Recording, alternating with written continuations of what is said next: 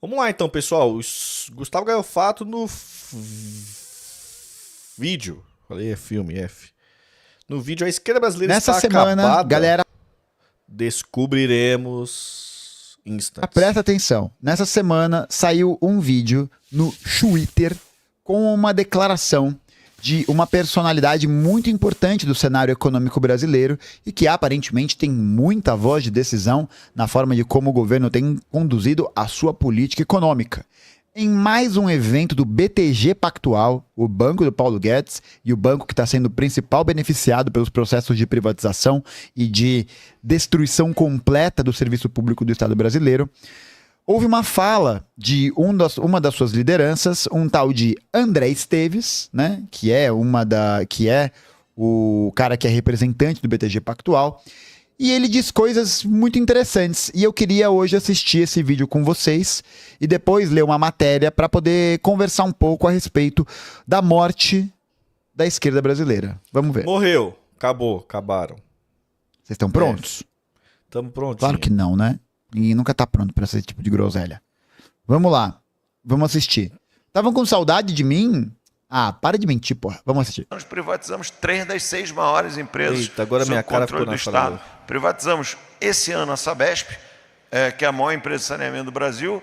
Privatizamos ano passado a Copel, que é era a maior empresa sob controle estatal de energia.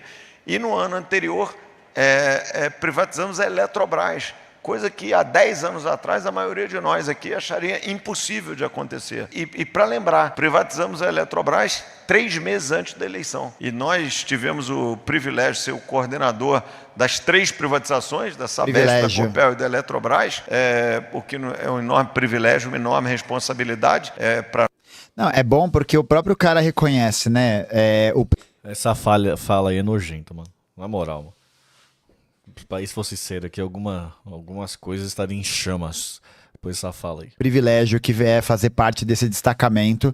E aí você controlar totalmente a oferta de serviços e bens estratégicos para o Estado brasileiro. E aí é uma feliz coincidência, né? Que o BTG Pactual participe disso dessa maneira. O que também é uma feliz coincidência a gente perceber a presença do ministro da Fazenda, Fernando Haddad, colando nos eventos do BTG Pactual, abraçando as pessoas. É muito amor envolvido mesmo, né? Muito amor. Não é BTG. Agora, há 3 meses de eleição, nós privatizamos a 3ª maior estatal do Brasil e não teve um protesto. Não apareceu ninguém na sede do BTG com um cartazinho de cartolina dizendo sou contra, né? Todos aqui, a maioria, somos de uma geração que vimos as privatizações ali no final dos anos 90, olha aí, né, que aconteciam no Rio de Janeiro, na Praça 15, que virava assim, uma praça de guerra, gás lacrimogêneo, investidor levando pancada, sindicato. A artista tem que acabar aqui pra pensar. E confusão de que você não sabia para o que estava acontecendo. Mas aqui um recado importante para o André Esteves, viu? André, teve ato sim. Teve ato. Teve uma mobilização na frente da Alesp, quando teve a sessão em que se decidiu pela privatização, quando os deputados estaduais não compareceram à votação como voto de protesto. Teve também uma mobilização na frente da Câmara Municipal, mas assim, é isso, números muito reduzidos, pessoas que estavam ali, uns gato pingado, né? Eu, inclusive, estava nas 2 ocasiões, e vários outros camaradas, várias outras organizações, mas um número assim muito pequeno de organizações, de pessoas ali presentes e que de fato não conseguiam apresentar um caráter combativo, né, efetivamente de oposição a isso, né? E tem mais essa ainda, né? O lulismo, ele desmobiliza a esquerda, né? Ele anestesia a esquerda. Tem mais isso ainda, né, velho? Nossa, o bagulho é um pandemônio mesmo, né, velho? Inclusive, é até curioso porque quando perguntado sobre isso durante uma entrevista antes da eleição da prefeitura, o próprio Guilherme Boulos, quando foi perguntado sobre se ele reverteria a privatização da Sabesp na cidade de São Paulo, disse que haveria a revisão do contrato, que haveria a verificação do contrato e que se tivesse alguma falcatrua, que se tivesse algum problema, aí seria cancelado. Mas isso também significa que se não tivesse, então acho que não tem problema, né? Acho que não. Você não tem falcatrua, você não tem corrupção, por que vai cancelar a privatização, né? Esse é o tipo de legado que ficou para a esquerda brasileira. Né? Dessa vez a gente privatizou a Eletrobras 3 meses antes da eleição e não apareceu ninguém com cartazinho de cartolina para falar sou contra. Então a sociedade brasileira mudou. A sociedade brasileira mudou, né, André Esteves? E eu acho que o principal diagnóstico disso, vou até voltar aqui para a tela, para poder conseguir conversar com vocês melhor. O principal diagnóstico disso não é só que a sociedade brasileira mudou, mas que o grande campo que fazia esse enfrentamento de maneira mais direta a esse processo de avanço do capital sobre as principais estruturas públicas brasileiras se tornou um campo que pavimentou o caminho para que esse tipo de operação pudesse acontecer, né? Pavimentou esse caminho e que hoje faz com que o BTG Pactual e outros bancos também nadem de braçada, né? O que mudou na sociedade brasileira foi que a política que foi colocada como uma política central por parte do campo das esquerdas, do campo progressista, do campo que teoricamente se dizia em oposição a esses avanços, se tornou domesticado, né? É uma esquerda que aplica o receituário e que aplica o programa neoliberal. E acho que assim, mais do que nunca, fica cada vez mais evidente o quanto o caráter do governo federal encabeça esse processo também, né? Tem muita gente que se dói, que fica assim, não, porque o governo federal não é um governo neoliberal, porque afinal de contas, olha aí o Lula fazendo uma fala na ONU, olha aí o Haddad falando que tem que taxar super ricos, né? Mas aí você corta para a realidade, volta aqui para o Brasil e o que você tem é a permanência de políticas que estão cortando os gastos, que estão engambelando o povo, porque essa que é a verdade, né? Vocês viram aquela declaração na semana retrasada, né, em que o Haddad falou sobre o novo pacote de gastos, de corte de gastos, e cujas palavras principais eram gestão, eficiência, administração, né? Parece que o governo se tornou uma filial de uma startup, né? Parece que se tornou ali um quiosque. A coisa mais difícil é ver o Haddad falando a palavra emprego ou trabalho. Pode reparar. Emprego e trabalho é difícil ver ele falando essa palavra. De alguma empresa, de alguma futura Big Tech, né? Em que você se utiliza de uma gramática muito ligada ao mercado financeiro, muito ligada a essas dinâmicas de gestão do capital, para dizer que é técnico, né? Para dizer que são... Cara, você vê... Às vezes você vê nessas coletivas, tal, não sei o que dá aí, você vê ele falando por horas, assim, e não fala uma vez a palavra trabalho, emprego. Questões meramente técnicas, para dizer que são questões pensadas, né? Para não envolver, né, ideologia e política, essas coisas. Pô, gente, governo com política e ideologia em pleno 2024? Não, né? Mas isso é uma ironia e esse é um dos pontos fundamentais. Uma das grandes vitórias do neoliberalismo é conseguir transformar toda essa gramática que envolve o processo de construção do pensamento político em uma gramática que se utiliza de palavras que fazem referência à gestão do capitalismo. Então, as pessoas não são mais prefeitos, né? São gestores. Elas não são mais políticos, elas são administradores. Você começa a implementar toda uma lógica que faz parte desse processo de gerenciamento das empresas, dessa lógica do empresariamento, para o setor público, para o setor político público, né? E aí você, por trás dessa faceta de eficiência, né, dessa gramática que tenta passar uma ideia técnica, né, que é muito ligada também aos grandes grupos midiáticos, às grandes empresas, aos bancos, etc., você tenta criar e ludibriar o povo, né? Você ludibria o povo, você está enganando o povo, porque você fala que vai cortar gasto, mas ao mesmo tempo vai cumprir com a promessa de campanha de isentar pessoas que ganham até 5 mil reais do imposto de renda. Só que aí você aplica o pacote de corte de gastos, em primeiro lugar, e a discussão da isenção do IR vai ficar para 2025. Cara, essa parada da isenção de 5 mil foi uma canalice da braba, né, velho? Não, se for pra parar pra pensar assim, é que às vezes as coisas acontecendo assim, a vida é igual um filme mesmo, né? Tá acontecendo, você tá vendo assim, né? Pô, beleza, tá, pô, sacanagem. Mas não tem uma hora que vocês param assim, pensam, refletem assim, e falam assim, mano, vamos ver o nível disso aí. Aí você para pra analisar e você começa a ver os pormenores e fala assim, mano, caraca, bicho. Que canalice, velho. Rapaz, você se superou na canalice, tá ligado? Pô, foi Rede nacional, tal, pra anunciar o bagulho e tal. Os caras nem mandou a parada, velho. Mano, o bagulho em si, se tivesse mandado, já era um golpe pra 2026, né? Já era truque. Tudo um truque. Mano, os caras nem isso fizeram, tá ligado? Nem mandaram a parada. É muita canalice, velho. Muita canalice, velho. 2026. Entendeu? Vai ficar, ó, só pra depois. Enquanto o pacote de corte de gastos, toma. E ao mesmo tempo, você tem o corte do benefício de prestação continuada. Aí vai vir, né? Alguma pessoa que tá aí na internet, que tá nessa alucinação, né? Que tá aí nessa tentativa de justificar o injustificável, falando, não é corte, é pente fino, né? Não é corte, é você garantir que o programa atenda verdadeiramente as pessoas e não passe por fraudes, né? Como se...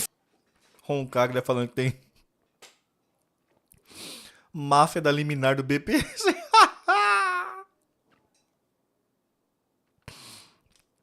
Meu Deus, mano. Meu Deus, velho. Máfia da liminar do BPC. Você tá de sacanagem comigo, né, velho? As ideias dos malandros, mano. Ô, na moral, mano. Mano, eu não posso falar isso, né, velho? Mas, tipo, mano. Cara, não sei, mano. Tem coisa. O bagulho tá chegando a tão ponto que tem coisa que vai ter que resolver na violência, mano. Fosse, né, um erro de cadastro do BPC que fizesse com que o orçamento do Estado brasileiro não tivesse força. É de um cinismo inacreditável, né? De um cinismo inacreditável. Mas eu acho que isso também demonstra uma outra questão muito importante, que é o próprio fato de que, quando a esquerda hegemônica, essa esquerda liberal, adere a esse programa econômico e adere a essa dinâmica política, né, da implementação de um programa neoliberal com uma faceta humanista, né, e que visa cada vez mais retirar do campo do conflito essas relações políticas, o que a gente tem é uma tradição que vai ser moldada, que vai ser construída em torno do conformismo. Então é isso que mudou nessa sociedade brasileira desse período dos anos 90 para cá. A tradição que se constituiu da esquerda de 2003 até agora foi uma tradição que foi alicerçada por uma ideia de, ó, ninguém fala nada, pô. Deixa o Lula governar, deixa o governo fazer, deixa, né? O povo tem que saber votar, não é? Não é esse papo? O povo tem que saber votar, de 2 em 2 anos decidir seus representantes e acabou. E eles vão saber o que é melhor para todo mundo, né? E aí isso acaba promovendo uma desmobilização gigantesca e faz com que esse fenômeno que o André Esteves comentou, né, de ninguém aparecer com cartaz, de você não ter uma mobilização nesse aspecto, não se concretize. Né? Você não consegue criar um eixo de movimentação para se contrariar a esses projetos de privatização. Então, no final das contas, o que você faz? Você endossa e reforça essa posição. Reforça e endossa essa posição e retira a classe trabalhadora de um lugar de possibilidade de mobilização, de engajamento, da luta de classes mesmo, né? Da luta de classes. Então, você vê que esse recuo, que esse conformismo que se coloca é aquilo que vai fazer mais tarde com que a extrema-direita bote o povo trabalhador cansado, fudido, no seu colo. No seu colo, porque quem vai parecer uma alternativa concreta de mudança não vai ser o campo da esquerda hegemônica, né? Aí não vai adiantar chegar no processo pós-eleitoral e falar que as pessoas não sabem votar, né? Falar, mas também, né, a galera fica votando em gente que defende interesse do agro, fica votando em gente que defende interesse de banqueiro. Ah, mas o povo é muito burro, né? Esse povo não sabe votar. O que está acontecendo hoje é uma PSDBização da esquerda brasileira. Da esquerda hegemônica brasileira. Hoje? É uma PSDBização. Você está criando um campo que... É hoje isso, Gustavo? Onde essa gente tava, mano, nos últimos 10 anos no Brasil? Onde eles estavam? A galera tava onde, mano? É possível, cara. Rapaz do céu, cara. Tava fazendo o quê? Tava trancado dentro de um quarto? Tava... Doideira, cara. Caminha cada vez mais à direita. Por isso que hoje não é nenhum exagero dizer... Nos últimos 20 anos no Brasil... dizer que o governo federal é um governo de centro-direita. Não é nenhum exagero dizer isso. Nenhum exagero dizer isso. E isso não foi dito por mim, tá? Foi dito pelo José Disseu. Não é por mim, Tá? Isso foi dito e eu concordo com ele nesse aspecto.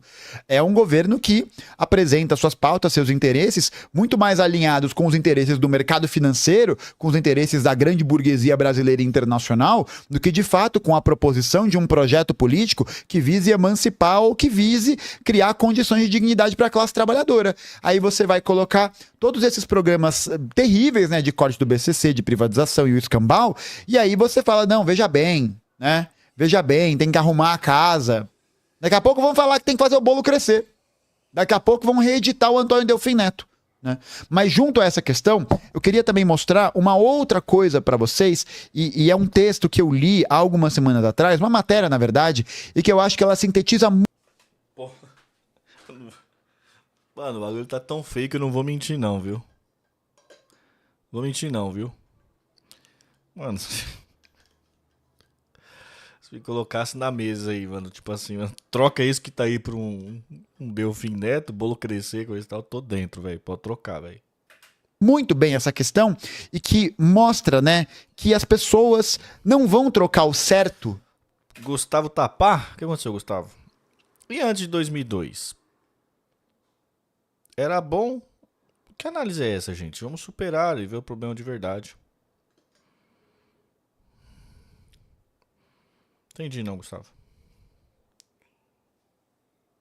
Pelo duvidoso, se esse duvidoso não as convencer de que há alguma possibilidade de mudança. E é uma matéria de algumas semanas atrás, de alguns meses atrás, mas que eu acho que ela é muito didática nesse sentido. Então, vamos ler pra gente poder entender do que eu tô querendo dizer. Vamos lá. Vamos lá. Olha só. Essa matéria aqui saiu no dia 17 de novembro de 2024. Ocupação de edifício no centro de São Paulo ostenta faixa de Ricardo Nunes por gratidão, né? Aí, no primeiro momento, você tá vendo isso aqui, né? E você, né, num primeiro momento, a pessoa que eventualmente não vai ler a matéria ou que vai ter uma resposta imediata, tal, vai olhar para isso e vai falar, nossa, que burro, né? Mas vamos entender um pouco melhor qual que é a profundidade dessa questão. Em São Paulo, o trabalho continua. Ó, agora é sério mesmo, só um adendo, tá? Isso aqui é importante. Quem lê a matéria que vê assim, ocupação ProNunes tal, e pensa que burro. Não, tipo assim, existe sérios problemas com essa pessoa, né? Aliás, esse é um dos primeiros sintomas, não um dos primeiros, é um dos mais latentes, evidentes sintomas da esquerda que não presta, né? É isso aí, é o tipo de gente que o sintoma é ver o negócio lá e falar, nossa, que burro. Diz uma faixa que tampa as janelas de 2 andares do edifício Santa Leonor, localizado no centro da cidade. Logo acima da frase, uma foto do prefeito reeleito Ricardo Nunes, sorrindo, chama a atenção de quem passa pela esquina das ruas 7 de Abril e da rua Marconi. Liderada por um ex-petista, a ocupação torna visível a disputa por apoiadores travada entre esquerda e direita na capital paulista, que não terminou com a eleição. A cena é inusitada. Em São Paulo, a maior parte das ocupações é vinculada a movimentos de esquerda, como o MTST, de onde saiu Guilherme Boulos, derrotado por Nunes na eleição. Perto do prédio, quase em frente, há uma outra ocupação da FLM, Frente de Luta por Moradia, grupo ligado ao vereador Manuel Del Rio do PT. Mas no caso do residencial Santa Leonor, o cenário é diferente. Antes de tudo, pelo fato de os moradores preferirem o termo residencial à palavra ocupação, rejeitada pelo viés pejorativo que alguns atribuem a ela. Ocupado em 2012, o prédio de 10 andares, que hoje abriga 150 pessoas, também se distingue na paisagem pelo aspecto bem cuidado, fruto de pintura e outras intervenções empreendidas pelos ocupantes desde que chegaram, né? Atualmente, cada morador paga R$200, entre aspas, de condomínio, que cobrem o salário do porteiro, do pessoal da limpeza e os gastos com manutenção. A portaria não passa 10 minutos sem que entregador de delivery, idoso ou imigrante, a cruze rumo ao único elevador do edifício, no qual a sobreloja ganhou biblioteca e recebe de cultos a aulas de capoeira. E é claro, né? A gente sabe que esse tipo de iniciativa e esse tipo de projeto tem essa possibilidade de construção de uma estrutura porque recebe dinheiro, porque recebe recurso, né? Não é só porque os moradores pagam um condomínio, apesar da matéria fazer parecer, né, naturalizar essa ideia de que, olha como é bom pagar condomínio, né? Olha que coisa maravilhosa. Isso é denúncia séria. Recebe. Os custos ali não são só por causa da galera que tá lá e paga o condomínio e tal. É denúncia séria, né? Tá tendo dinheiro por fora? Via prefeitura ou o quê? O que é? Aí continua. Entendi À não. frente do Santa Leonor está Eduardo Santos, o netinho, de 54 anos. Ele ainda estava no movimento pelo direito à moradia quando encontrou o prédio para ocupá-lo. Por brigas, se desligou do grupo, mas virou coordenador do residencial. Criado na Brasilândia, zona norte da cidade, o pai de 3 filhos afirma que esteve com o PT desde a fundação, mas se desiludiu com o partido. Aquela velha história, né? Todo mundo ajudou a fundar o PT, né? E tem que tomar cuidado com isso, mas só para deixar claro aí que essa narrativa ela sempre existe, né? Tá sempre presente. Entre 2019 e 2023, Netinho trabalhou como assessor no gabinete do vereador Camilo Cristófaro, cassado após ter proferido uma fala racista durante uma sessão da Câmara. Ele não é racista. Inclusive, esse Camilo Cristófaro, ele falou uma frase que era alguma coisa tipo, isso é coisa de preto, né? Uma parada assim, mas não é racista não, fica tranquilo. A maior parte das pessoas que trabalhavam com ele era negra. Diz Netinho, que antes de Cristófaro, apoiou informalmente vários vereadores petistas. Hoje ele vive dos anúncios divulgados pelos jornais comunitários que publica na Zona Norte.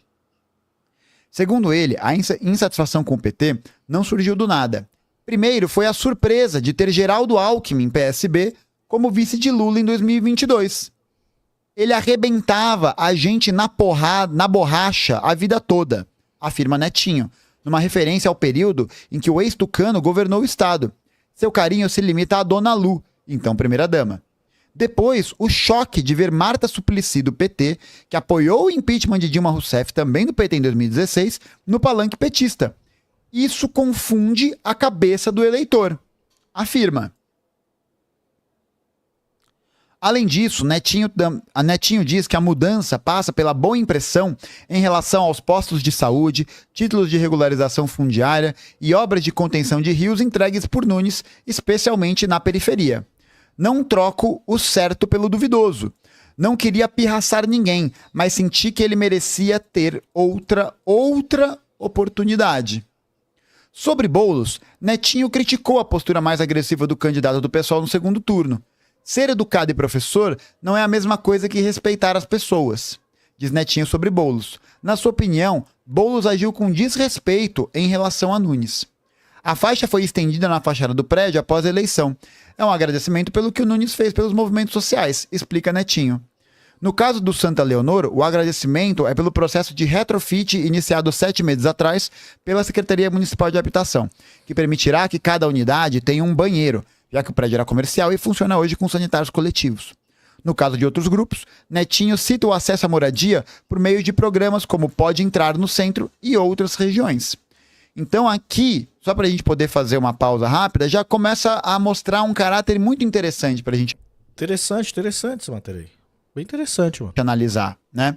Você tem aqui uma história da esquerda que é construída em torno de um projeto, em torno de uma fala, em torno de uma política voltada para mobilização, para as ocupações, por um discurso, e aí num determinado momento esse discurso muda.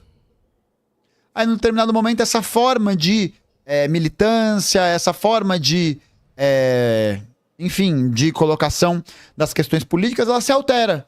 Então o eleitor que olha, por exemplo, para o trabalho do Ricardo Nunes, que sabe o que o Ricardo Nunes faz, mesmo ele tendo todo esse envolvimento com a máfia das creches, com ele tendo morado no apartamento do cara que foi vencedor de licitação de obra e que ele disse ser uma infeliz coincidência, um nome muito mais confiável do que alguém que troca de lado. Cara, e pior que essa história aqui, ó. Deixa eu dar o papo aqui. No morado faz, mesmo ele tendo todo esse envolvimento com a máfia das creches, com ele tendo morado no apartamento do cara que foi vencedor de licitação de obra e que ele disse ser uma infeliz coincidência. Esse caso aqui é igualzinho o caso do sítio de Atibaia, né, velho? Só que com agravantes diferentes ainda, né? Porque o Nunes pagava aluguel, né? O Nunes pagava aluguel, pagou tudo lá, tem os recibos tudo, né? E o Lula nem aluguel pagava, né? Surreal. É muito louco isso, né, velho? E a parada pra perceber que, tipo, é o mesmo papo. É o mesmo caso. Um nome muito mais confiável do que alguém que troca de lado. E aí a questão é essa, né? Como que você vai exigir de um trabalhador, como que você vai exigir de um sujeito que ele olhe para essa mudança de lado, para essa mudança de perspectiva e não sinta dúvida em relação a isso, né? Que tipo de confiança você consegue ganhar inspiração ou se inspirar em quando você tem um lado que mudou de posição, né? Que antes defendia uma coisa, estava ali mobilizado, por exemplo, num processo de mais agudização das ocupações, de mobilização dos trabalhadores e tudo mais, e de repente muda o discurso. O traidor é mais difícil de acreditar mesmo. O Gaio Fato tem um ponto aí. O traidor, ele é duro, velho. Né? E de repente se domestica completamente, né? A galera olha pra isso e vai falar, ué, esse programa que tá saindo aqui, né, esse discurso, né, essa forma de gestão do poder político que existe aqui, ela é cada vez mais parecida com a forma de gestão do Ricardo Nunes. Ou é cada vez mais parecida com aquilo que tenta se mostrar mais aprazível, né, com aquilo que tenta se mostrar de alguma maneira mais, como é que é o nome? Mais bacana, né? Mais good vibes, mais amorzinho e tal. E aí, qual que é a diferença e a alternativa que isso de fato representa? Né? Não representa. Essa é a questão. Não representa. Não representa. O imaginário das pessoas nesse sentido, ele é quebrado. Ele é quebrado. E por quê? Vocês têm uma domesticação completa do discurso da esquerda. E é um processo, assim, né, de... Se todo político é pilantra, que cada vez mais se alastra, né? Todo político é pilantra. Logo, eu tenho que escolher o meu político, o meu pilantra favorito, né? Todo mundo é igual, todo mundo é pilantra, eu tenho que escolher meu pilantra favorito. Então, uma hora vai chegar a essa conclusão de que, pô, se eu preciso de político e todo político é pilantra, eu vou escolher o meu pilantra favorito. Eu não devo fidelidade àquele pilantra X.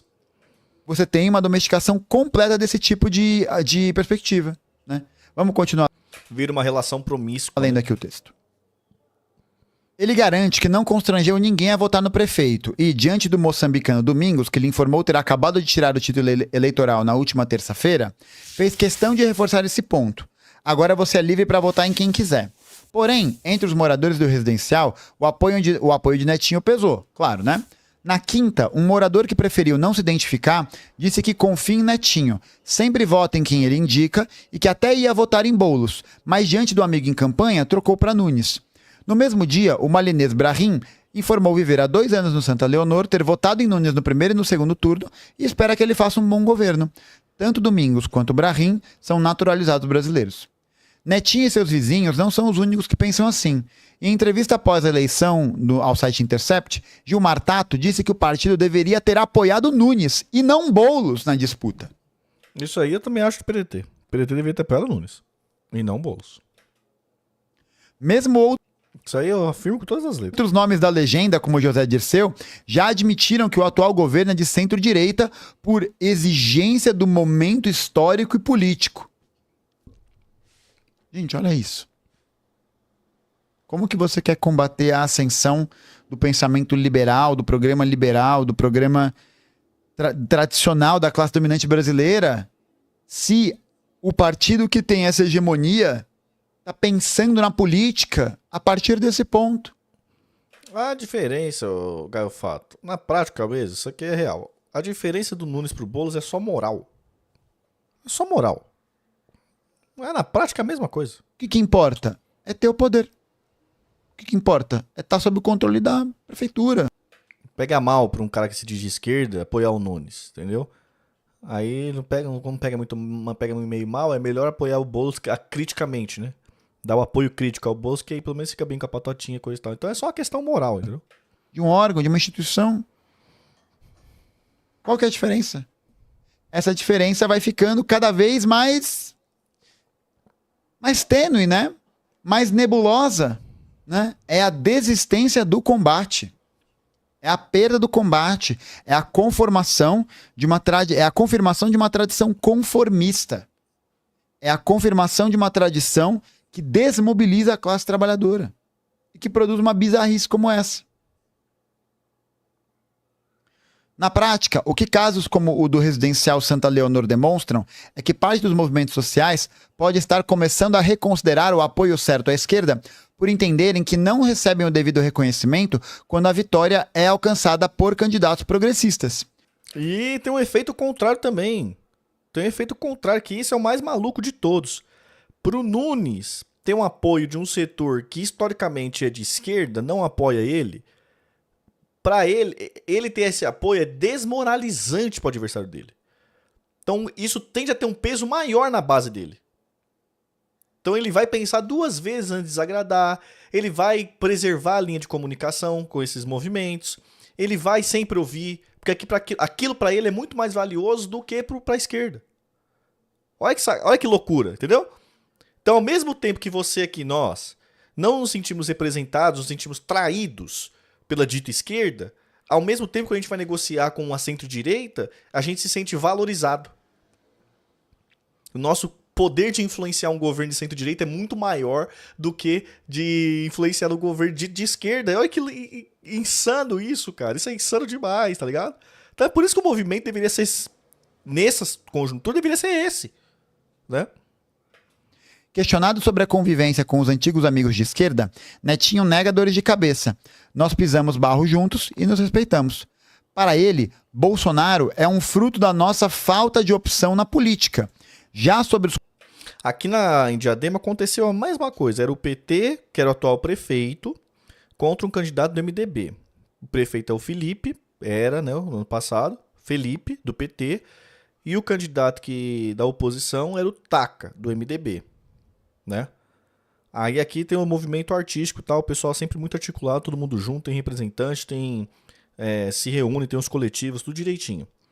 Chegando perto da eleição, eu tô vendo um murmurinho na cidade inteira que, mano, o Felipe vai perder, o atual prefeito vai perder, vai todo mundo de taco, todo mundo revoltado com o atual prefeito.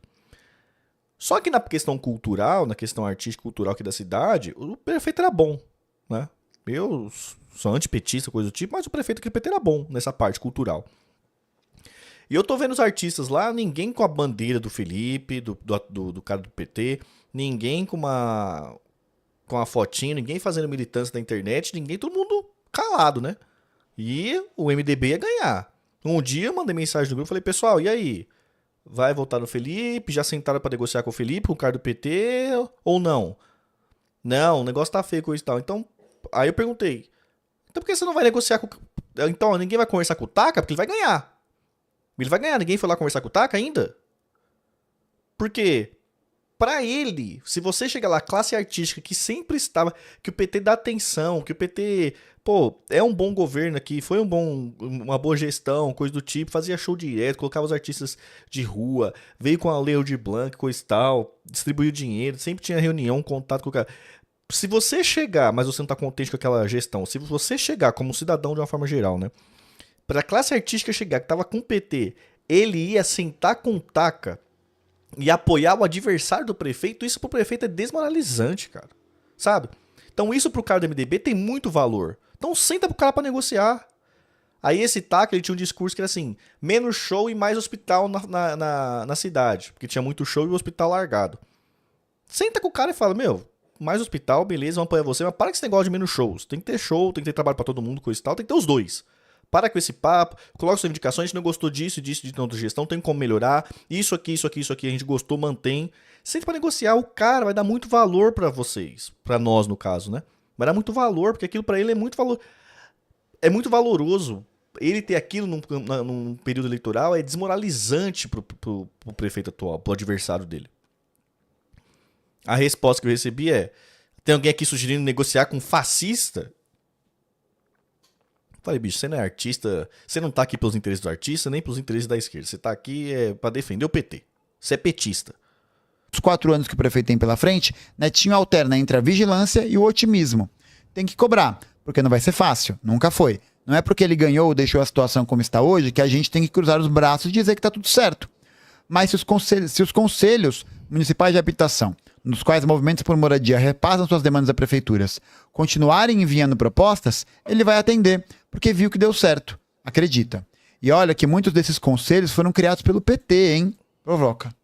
Ou Olha seja, lá. É mesmo esse mesmo caso aí. completamente a adoção de um discurso, né, de uma visão de mundo que mostra como esse reforço a essa tática de desmobilização e uma tática que deixa de oferecer uma alternativa concreta para a classe trabalhadora em termos de mobilização, em termos de organização, em termos de uma pauta que seja combativa e concreta, faz com que se cresça aos olhos do eleitorado, aos olhos dos trabalhadores, a ideia de que a diferença entre essas duas candidaturas, né, entre a candidatura que foi do Ricardo Nunes e do Guilherme Boulos, tem uma diferença cada vez mais tênue.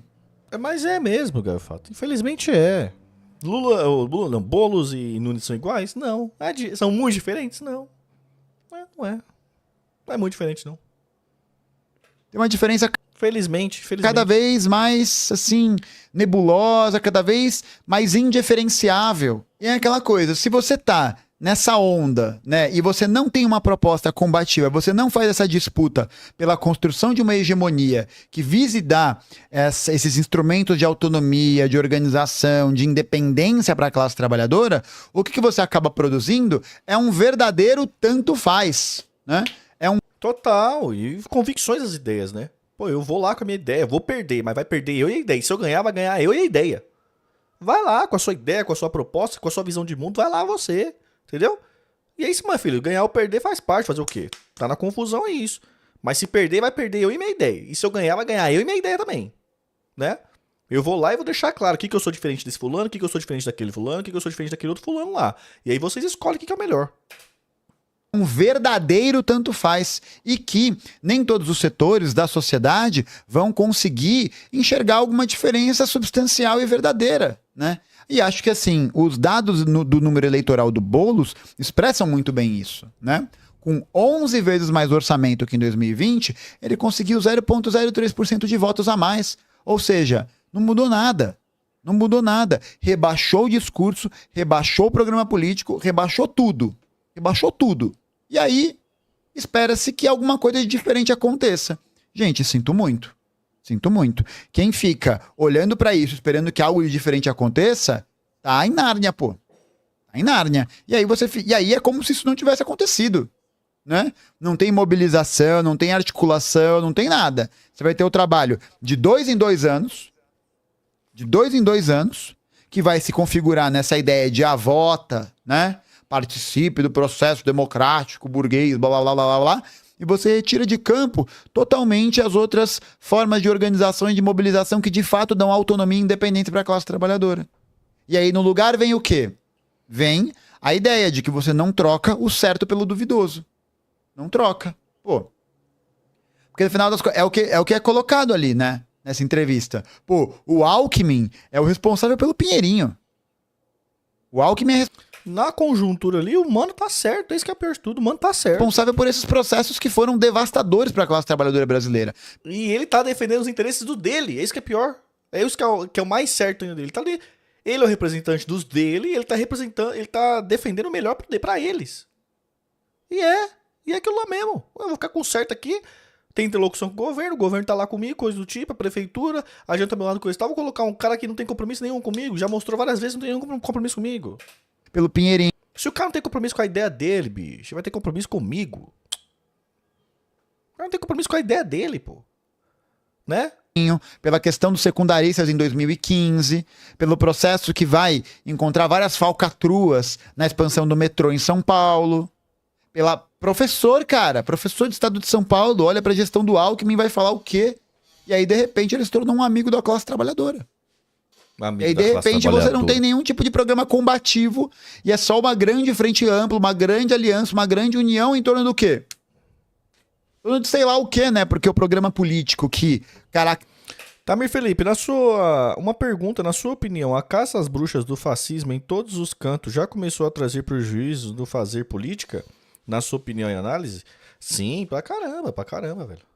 Pô, isso aí Isso é instrumento do status quo pra interditar debate. Ninguém pode falar mais nada do Brasil, isso não é fascista, pô.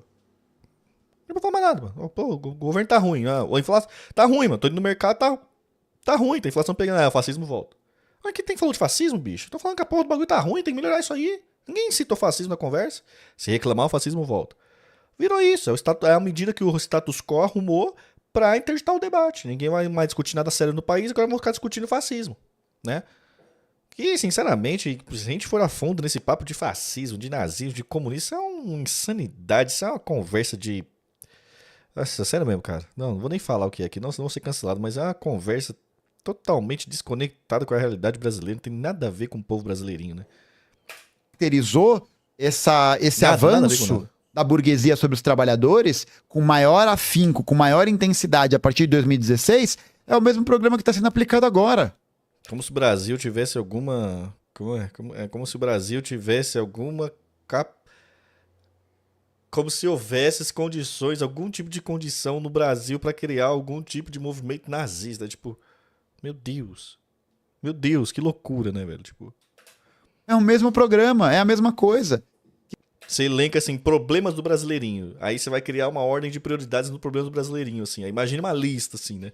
Imagina uma lista enorme, né? Porque tá cheio de problema, né? Imagina enorme, enorme, enorme, enorme, enorme. E aí, sei lá, você pode colocar qualquer critério que você for, né? Critério é a quantidade de pessoas que esse problema impacta, né? Vamos colocar assim, uma métrica razoável, tá bom? Problema X, taxa de juros, quantas pessoas no Brasil isso impacta? Aí você coloca lá, tá, tantas milhões, beleza? Problema de infraestrutura, quantas pessoas isso impacta? Aí lá, milhões, emprego, aí saúde, educação, aí vai colocando assim, né, o problema. Você imagina aquela lista toda assim. Bicho, imagine por essa ordem de critério o problema nazismo no Brasil, onde estaria nessa lista? Imagine. Sério mesmo, imagine. Pensa você lá fazendo uma lista, o tanto de problema que vem antes do problema nazismo e fascismo. E comunismo. Né? Tipo, né? Porque tem isso também, né? Bolsonarista acha que o problema é comunismo. Comunista sonhando com comunismo. Imagine a loucura que seria, né? 3, 4, 5 páginas rolando e nada do problema acontecendo, né? Nazismo, insanidade, né, velho?